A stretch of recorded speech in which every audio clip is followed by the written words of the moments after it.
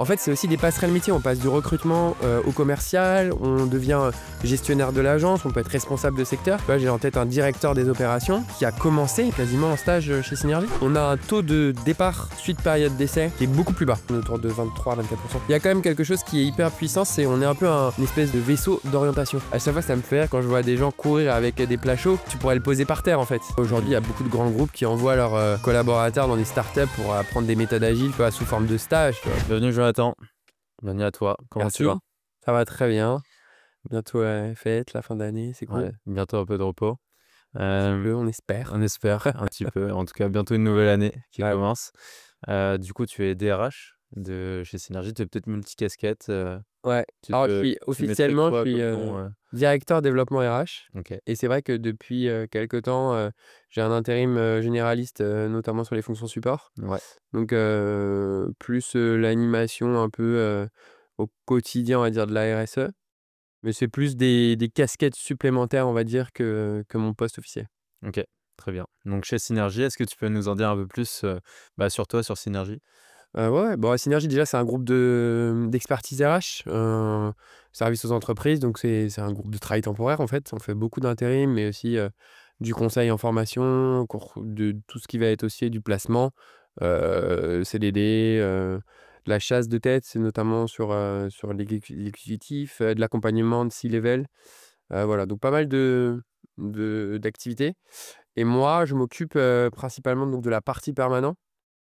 Et donc dans les permanents, puisque dans l'intérim, tu as les permanents, les intérimaires et les clients. Et moi, je m'occupe voilà, de prendre soin des collaborateurs permanents, notamment sur toutes les verticales autour de la marque employeur, du recrutement, de la formation, du développement des compétences, gestion de carrière, talent, QVT, enfin tout ça.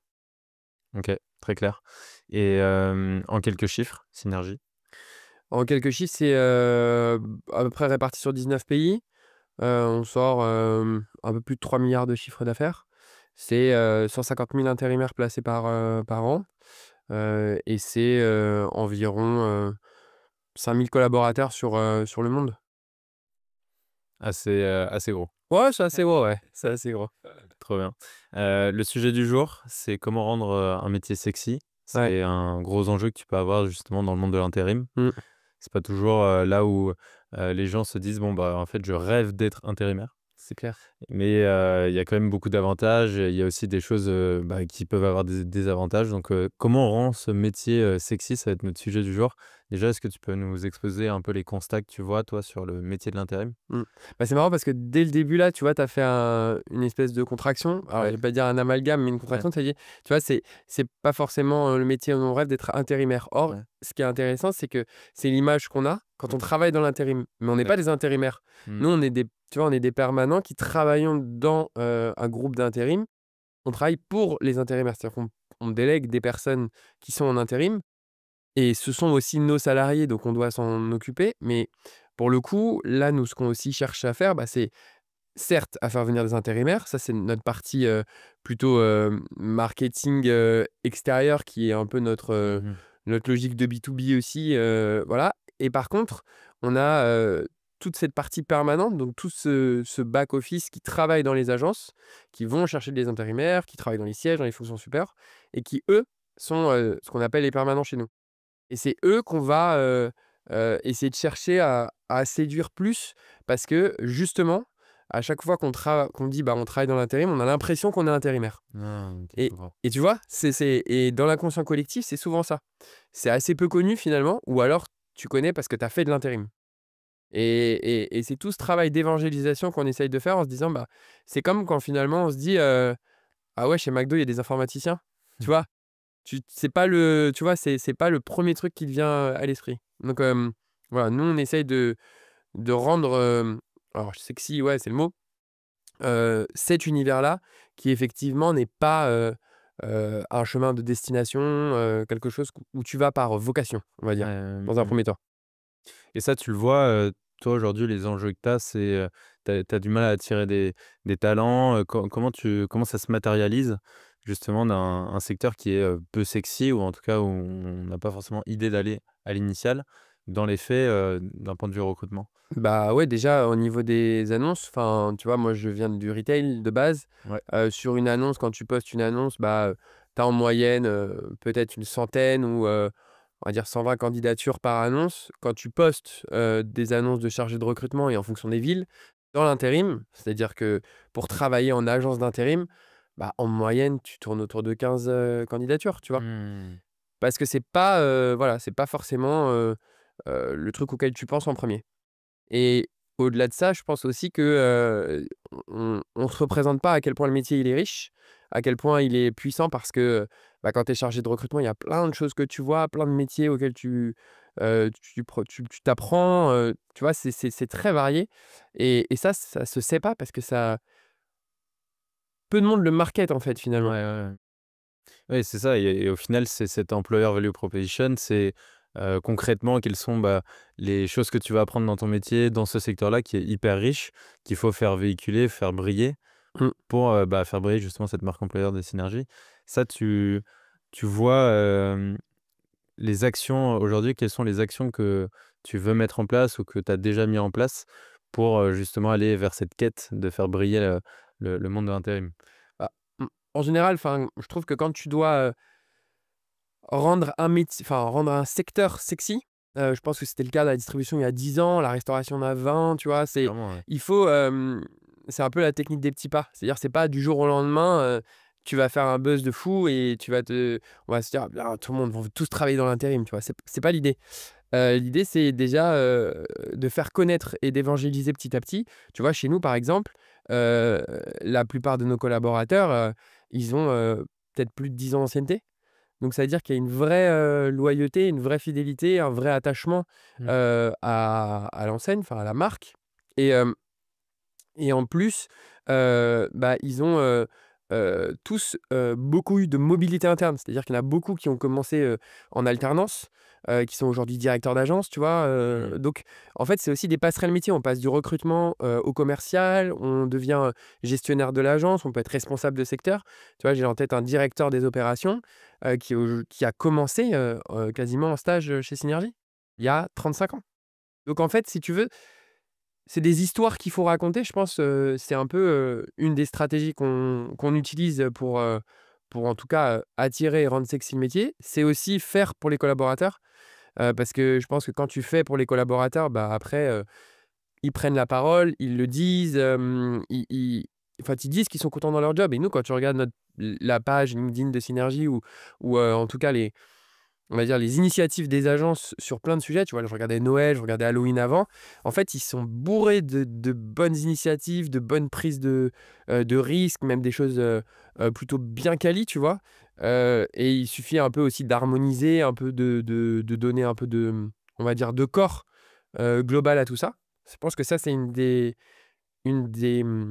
autre des techniques et puis après je pense que ça doit être incarné dans le sens où, il faut que les personnes qui incarnent cette marque employeur, qui incarnent, on va dire la vie de Synergie, bah, prennent la parole, soient un peu plus visibles peut-être, essayent de, voilà, de se mettre en situation aussi pour donner envie et après, bah, ça passe par tout le reste, intervention à l'école, dans les mairies, en tant qu'employeur local, tout ça, quoi.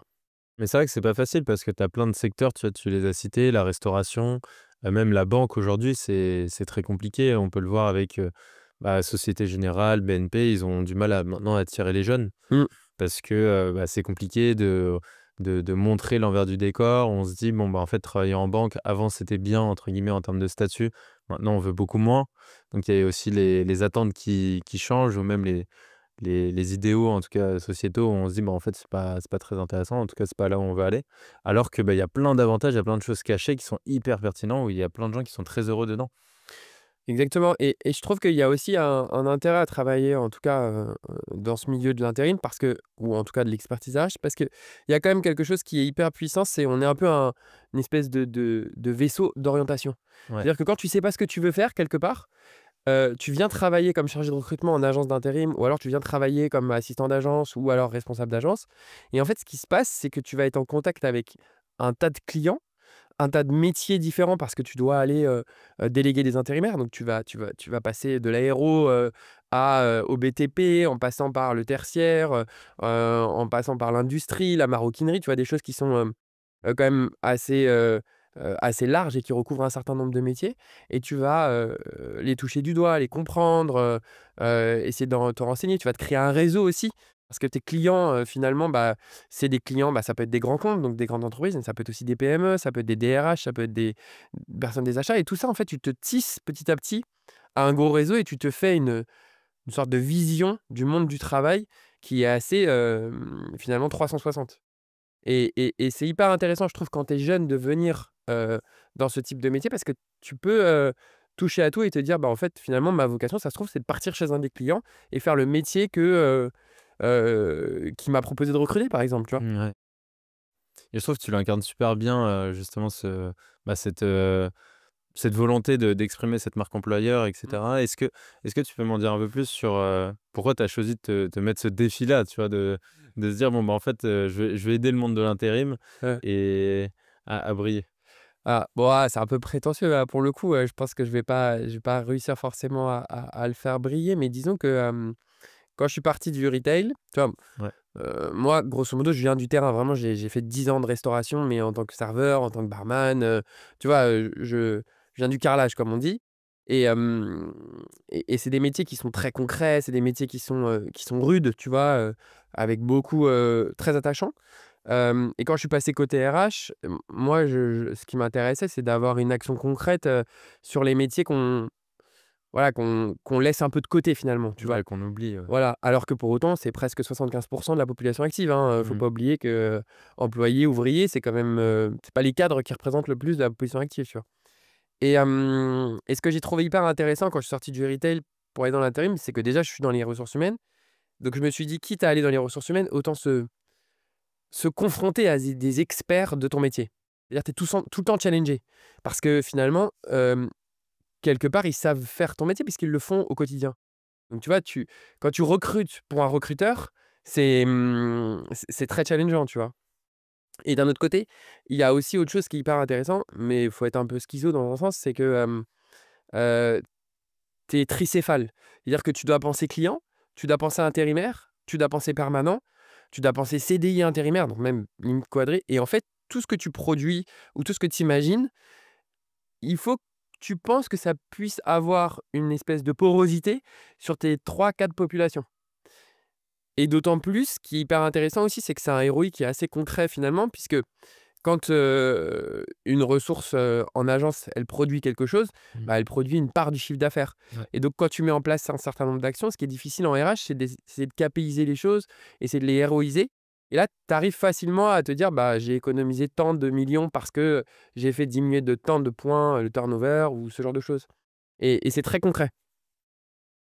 Et ça, tu arrives à le mesurer, par rapport aux actions que tu as pu mettre en place depuis le début, chez Synergie? Est-ce que tu vois, aussi du ROI, derrière ces actions-là? C'est quoi les indicateurs que tu vas traquer? Bah, je vais te donner un exemple assez, factuel. Tu vois, on avait, une problématique, c'était un taux de départ. C'est-à-dire qu'on avait des chargés de recrutement, c'est à peu près, 95 de notre population, tu vois?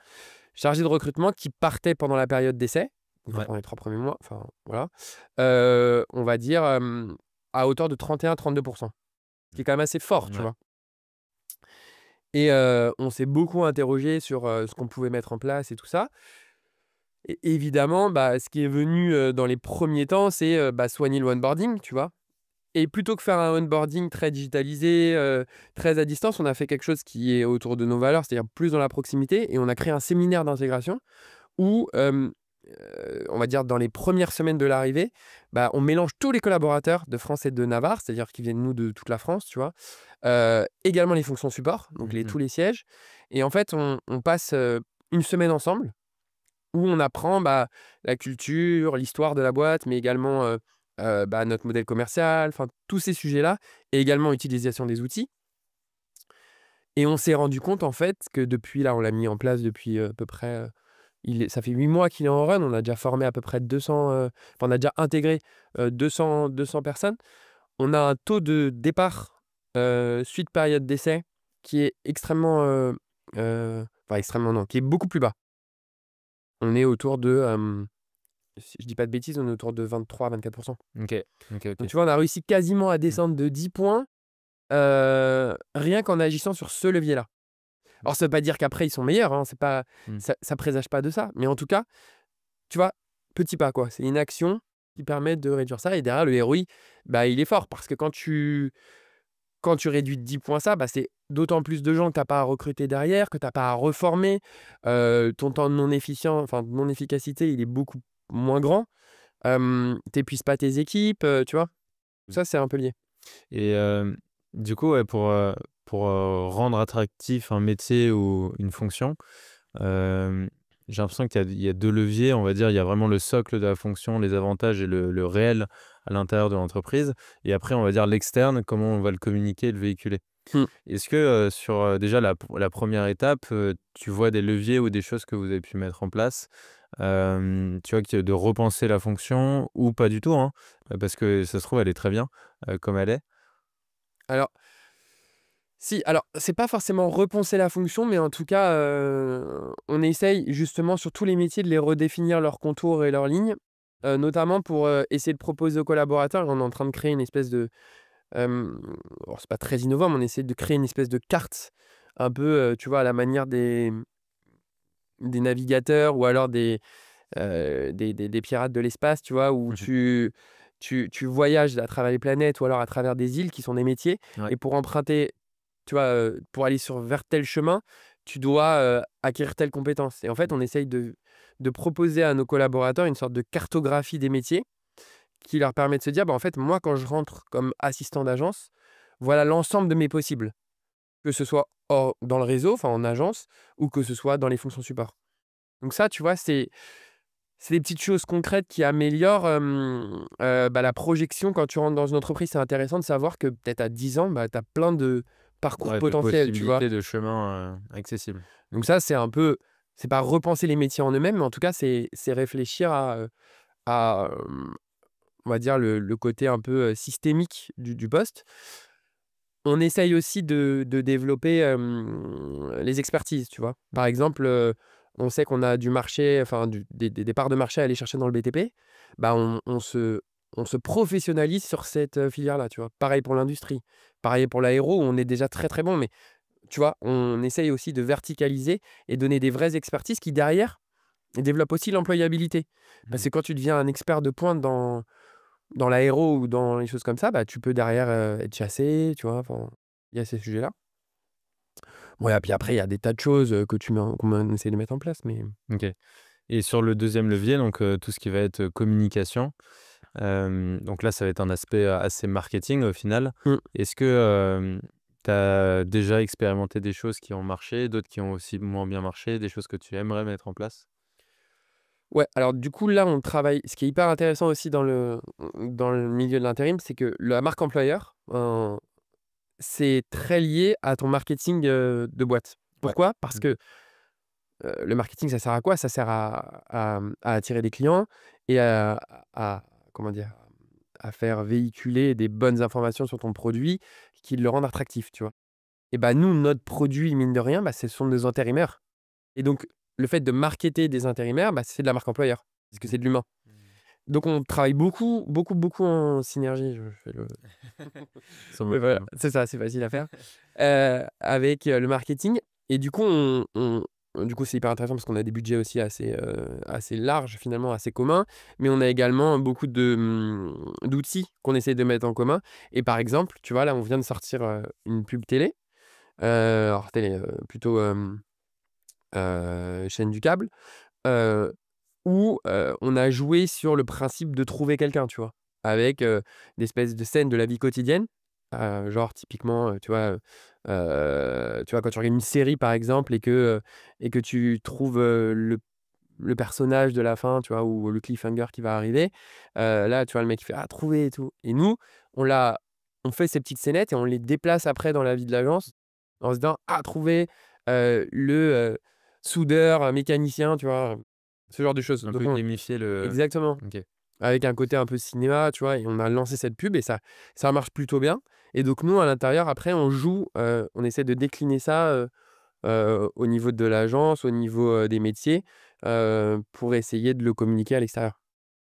Et tu disais aussi parler des histoires, raconter les histoires, Mmh. des personnes qui travaillent à l'intérieur de Synergie, des success stories ou des personnes que vous avez recrutées et qui ont grandi. Ça aussi, vous arrivez à communiquer là-dessus? Ouais, alors c'est vrai que c'est un vrai, défi parce que, on va dire comme tout métier qui a grandi, qui s'est créé, autour de valeurs, de culture, si tu veux, souvent les agences d'intérim, elles ont commencé une agence, puis après 2, puis 3, puis 4, et puis après c'est devenu des groupes énormes. Il y a ce côté, entre soi, c'est-à-dire un peu sectaire, tu vois? Qui se dit, bah, en fait, pour réussir dans le métier, il faut forcément, venir de l'intérim, par exemple. Mmh.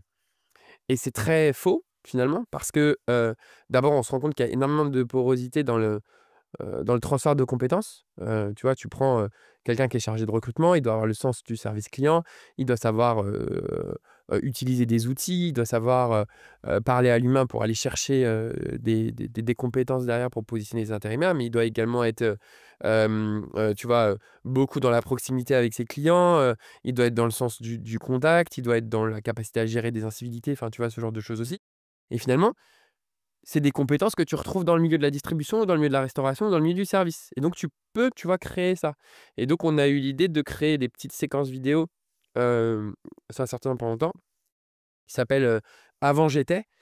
Et en fait, c'est des focus, si tu veux, sur, bah, avant d'être en intérim, voilà ce que j'étais. Et c'est un Mmh. peu des success stories, voilà. Donc on a ça, on a aussi, beaucoup de vidéos qu'on est en train de faire sur, tu vois, nous, on a des exemples très concrets là, par exemple, on a, tu vois, Mélissa, pour le coup, bah, elle était, commencée en agence et puis ensuite, elle est passée, plutôt à la partie projet métier, tu vois, côté, un peu DSI, IT, et puis là, elle fait de la conduite du changement.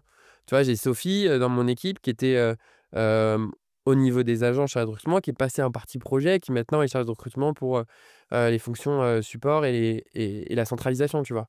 Et il y en a plein en fait comme ça, des exemples qui sont, assez flagrants de mobilité interne et d'évolution interne qu'on met en musique. Ouais, ouais, et le levier, «influenceur» entre guillemets, je sais que, BNP par exemple, ils avaient fait ça avec Tonton Karim.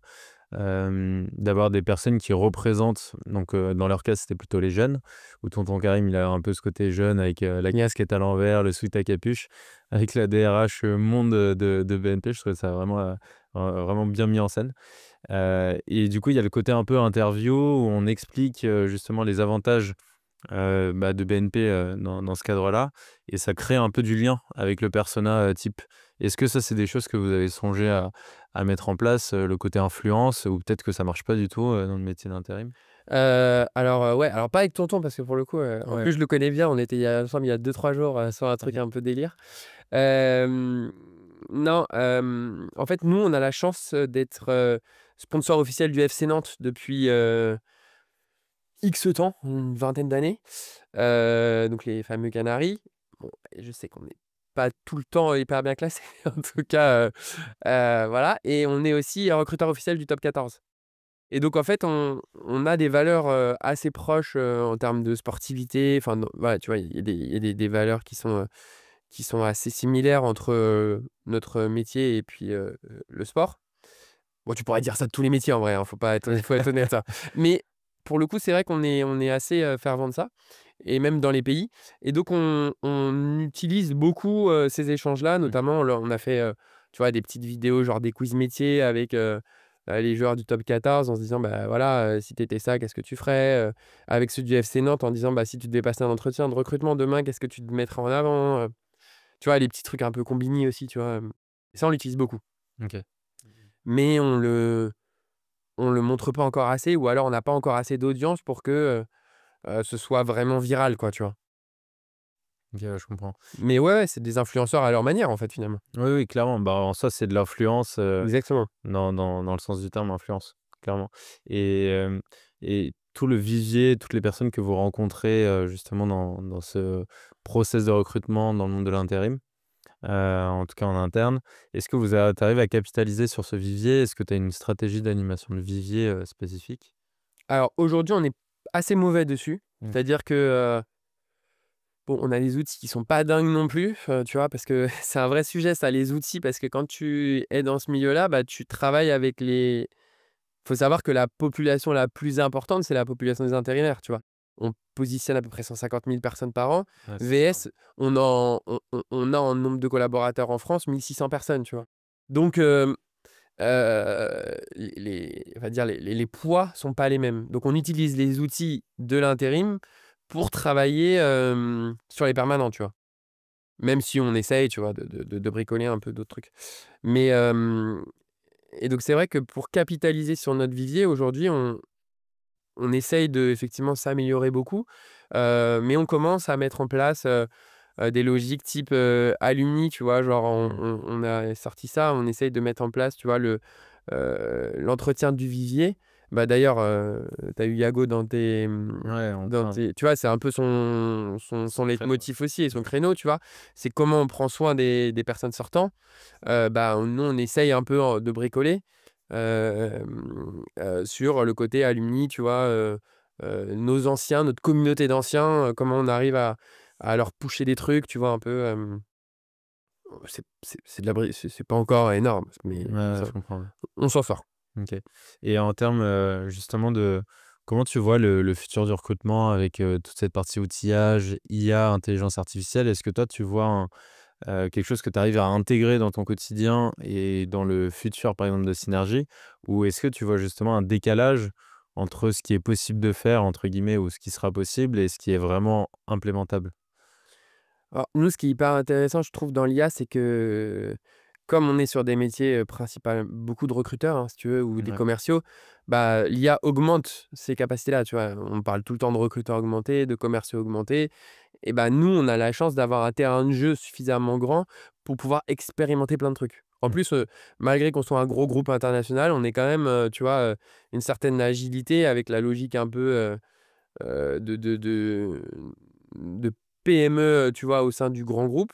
Et on arrive à vachement, tester des trucs, de l'agilité, tu vois? On a des circuits assez courts finalement de décision et donc bah, tu vois, on tâtonne. On fait de et donc on a, des logiques autour de, bah, tout le volet IA autour du recrutement, donc des scorecards, des trames, des annonces, comment optimiser le temps, passé par un chargé de recrutement à rédiger des annonces, à créer des trames d'entretien, à créer des grilles de synthèse. En fait, c'est du temps gagné en business. Donc nous, c'est très utile pour nous ça, c'est vraiment recherché et à côté de ça, bah, il y a toutes les initiatives personnelles là qu'on est en train de recenser. Tu vois? Là, par exemple, pas plus tard que ce soir, on discutait comment on arrive à recenser, bah, comment tous les collaborateurs travaillent autour de l'IA. Bah, on va faire un appel général en leur demandant de partager leurs bonnes pratiques et puis Mmh. après on fera une espèce de recensement et on choisira les meilleurs, tu vois? Pour essayer de les diffuser. Mais ouais, ouais, on bosse beaucoup nous avec ça et on c'est très prometteur pour nous. Même demain, tu vois, dans la façon de déléguer des intérimaires, bah, aujourd'hui, c'est très téléphone, tu appelles ton client et puis bah, pourquoi pas demain des solutions, qui te permettent de gérer ta prise de besoin, et comme ça, toi, tu te concentres uniquement sur ta valeur ajoutée qui est l'accompagnement de ton client, le conseil de ton client, le conseil de ton intérimaire parce qu'on est un peu des mini RH pour les intérimaires, tu Mmh vois? mh. Voilà, je pense qu'il y a vraiment beaucoup de choses à faire grâce à ça. Ouais, c'est ça, ouais. Bah, tu vois quand même un énorme potentiel et après, ouais, Énorme. faut arriver à l'implémenter, ouais. OK. Et selon toi, c'est quoi les sujets d'avenir que tu vas regarder de près, par rapport au recrutement, justement au levier qui pourrait être intéressant pour toi? Bon, l'IA, on l'a déjà dit forcément. Moi, je crois beaucoup, alors c'est un peu le même principe que les nouvelles techno, mais à la blockchain, tu vois?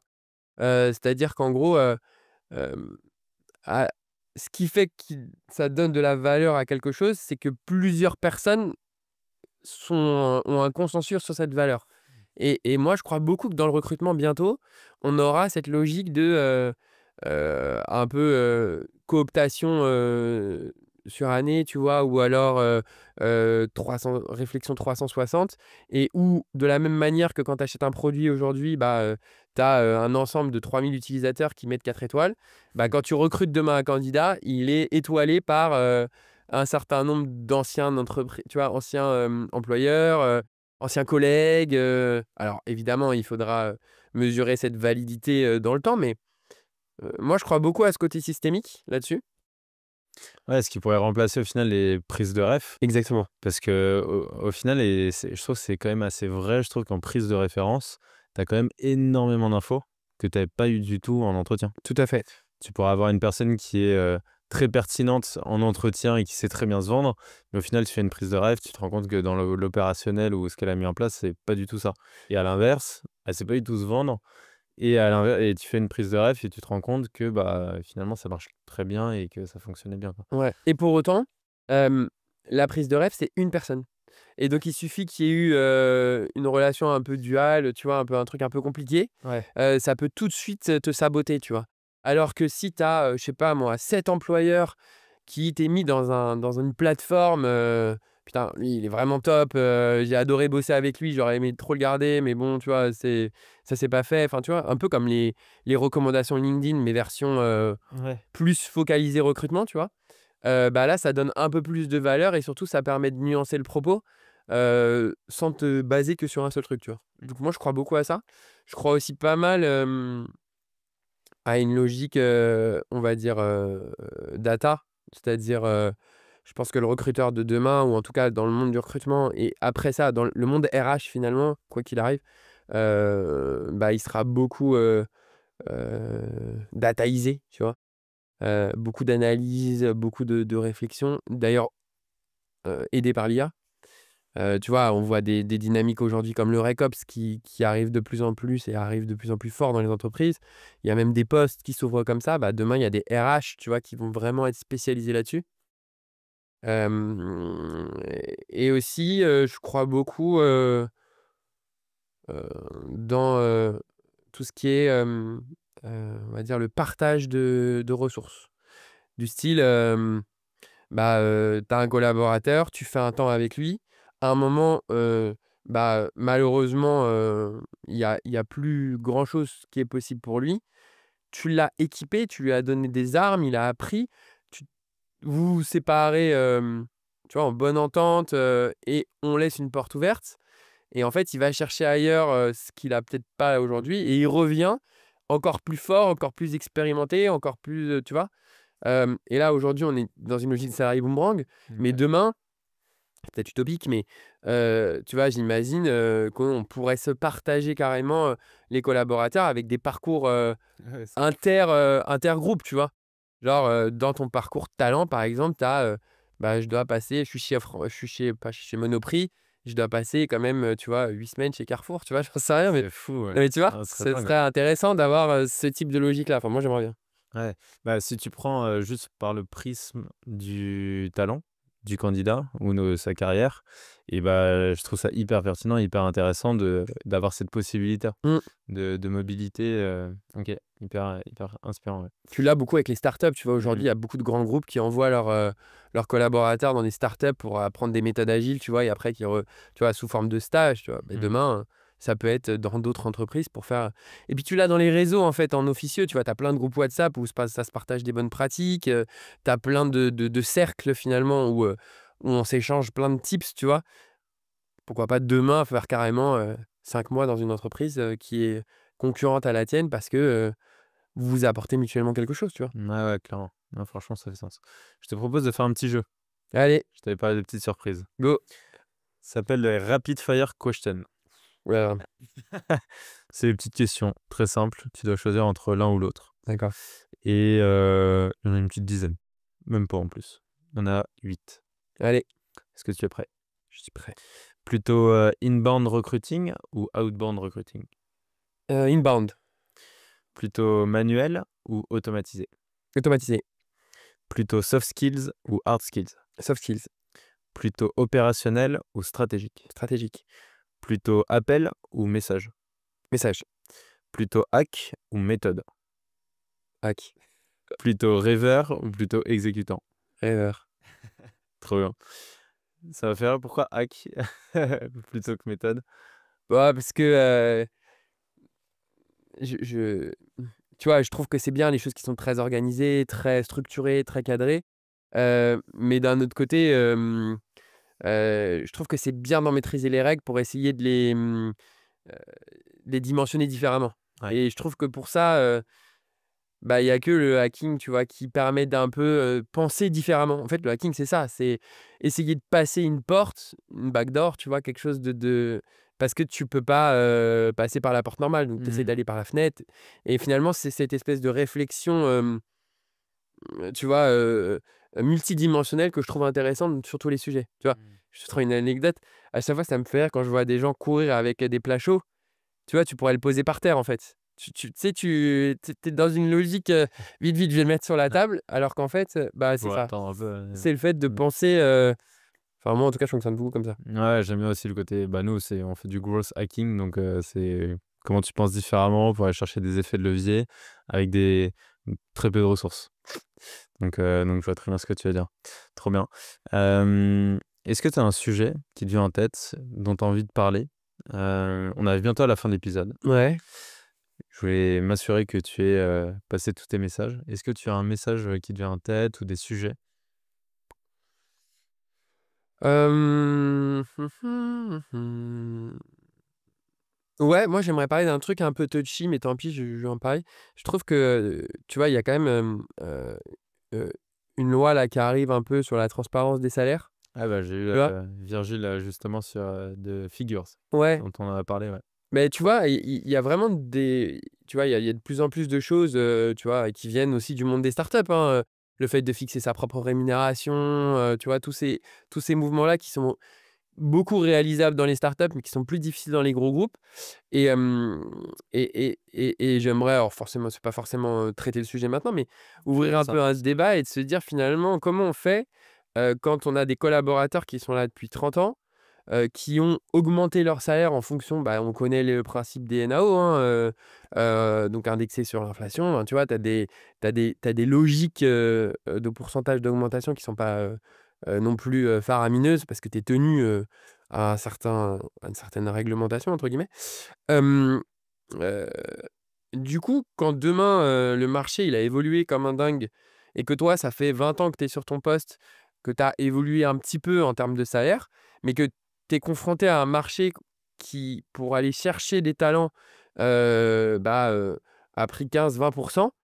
Com comment tu fais tu vois, comment tu arrives à réfléchir, à amener ça, en bonne intelligence et surtout, sans créer enfin, tu vois, un big bang dans ta boîte ouais, pour te clairement. dire: «Bah, attends, le mec qui est là, qui a moins d'expérience que toi, je vais le recruter, à 45 alors que toi, tu es à 33», quoi, tu vois? Et ça, demain, avec la transparence des salaires, on va vraiment être confronté à ça. Mmh. C'est-à-dire que même si on doit mettre des fourchettes, bah, tu vois, ton collaborateur interne, il est en interne, il voit les offres sur, internet, même si ça se trouve, il a les alertes, tu vois?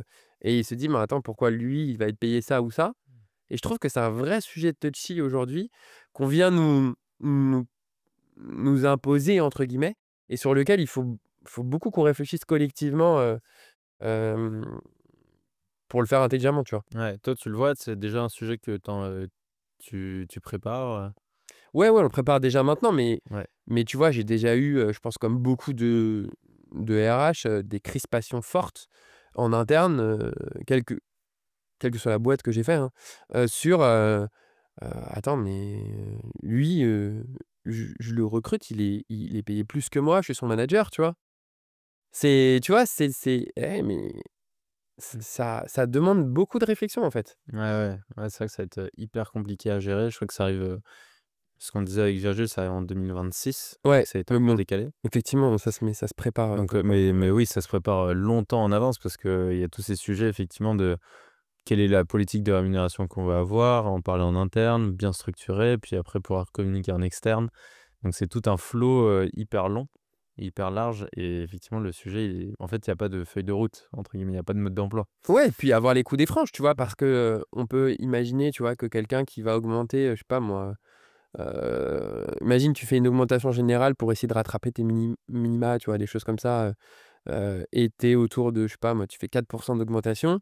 Je te donne des chiffres qui sont pas bons, mais ça te coûte 40 millions d'euros en masse salariale. Derrière, qu'est-ce qu'on va te demander en ROI quand un DG, il met 40 millions sur la table, tu vois?